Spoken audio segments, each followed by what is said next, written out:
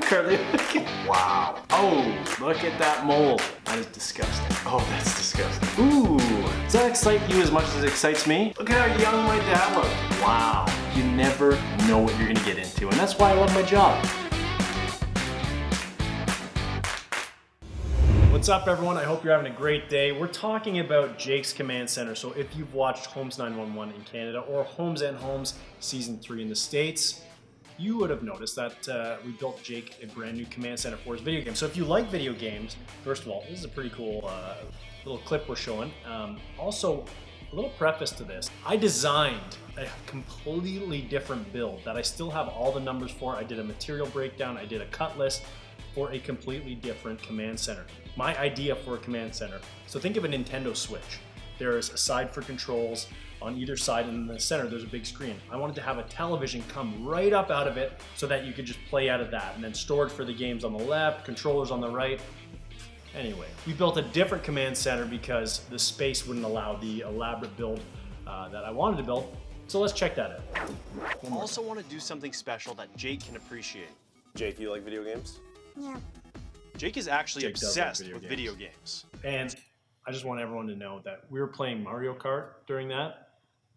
And I don't show pity on anyone while playing video games. I won.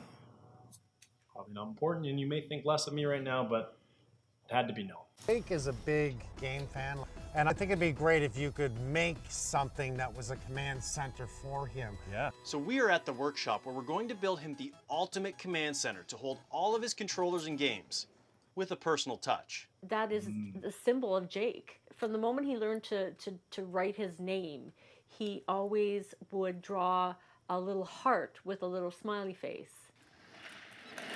Whoa. See, that's the original concept that I was talking about right there. Building it like a Nintendo Switch, TV coming I out. played a lot of video games as a kid, so I have some ideas of what I think might work for a command center, but two heads are better than one. Okay. Looks like a controller. Looks like a controller. The center here, the TV pops up. It'll come up so it sits 90 degrees. He can sit there and play all of his games. It has storage here for his consoles. So one console here, another here, games in the bottom. And we can put his symbol, his heart symbol. We can put that all over this if we want. Oh yeah, we gotta add that in Yeah, somewhere. it's like a little smiley face. How big of a TV here? Like, When I looked up the specs for the TV, I'm thinking this thing would be like 5 feet long. Yeah. And that's where I went a little too big. I wanted to put a big TV in there. I mean, Jake has a rare kind of cancer, and it needs to be portable. I thought, okay, his parents can move that around for him. It's something that is big, but I mean, if he wanted to take it to the hospital, his parents can ship that. I wanted to build it so that it can essentially come apart. However, it was, again, a little too elaborate, maybe for another time. the top view. Okay. There's the side view, Okay, yeah. and we can even go with an elevation of the back there.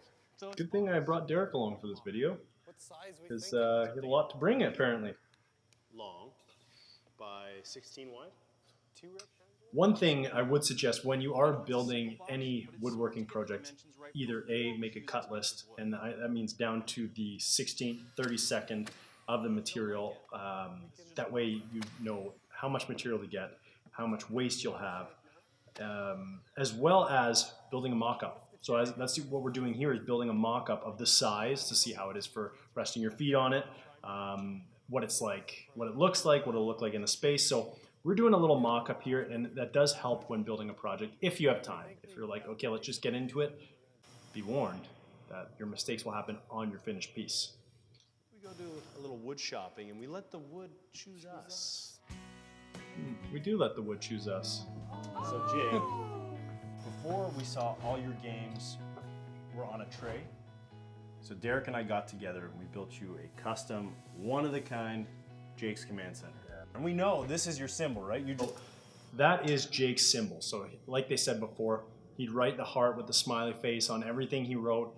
And what we did was we used this tool called the Shaper Origin. Essentially, it's like a CNC machine that's handheld. It's kind of like a video game, oddly enough, for a command center. And we use that to carve that into the lid there. So the lid is ash and sapele. The box itself, again, ash and sapele. We use the contrasting woods because we thought they'd look good together, using dovetail joinery on the side, rabbet joinery on the bottom, and then just miter joints on the top. Inside, we used purple heart because we figured, okay, Jake's symbol was a heart. So in his secret compartment, we called it, it was made out of purple heart wood. And his heart was the handle to open that box. So Jake was pretty happy about it. And I think it was, a big improvement on his TV tray that he was using for a command center. It's portable. It rolls around. It's a build I was really proud of. And for me, someone who grew up playing a lot of video games, my dad used to say I'm a black belt in Nintendo. He's not wrong. It's something that was kind of near and dear to my heart, to help someone who was battling cancer, but someone who loved video games. I thought, okay, let the creative juices flow.